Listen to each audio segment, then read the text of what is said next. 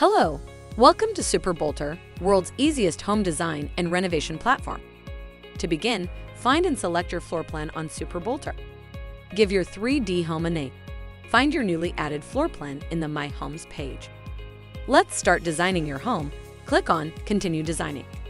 You'll now see your 3D home. To get a better look of your home, rotate the home and zoom in and out. To design a room, click on the All Rooms tab on the bottom right corner and select a room. We have designed the living room for you to help you get started, but you can change it as you like. You'll see a list of beautiful designs on the right. Select a design you like and click on Apply Design. This design gets applied to the 3D room. Now adjust the design to your space. Move products around to fit the space and delete products you don't need. Add products to the room if you want. Personalize the design till you are happy. Similarly, design other rooms in the home.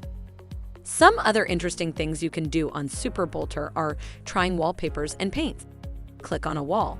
Select the wallpaper or paint option. Pick one from the wide collection and apply it to your walls.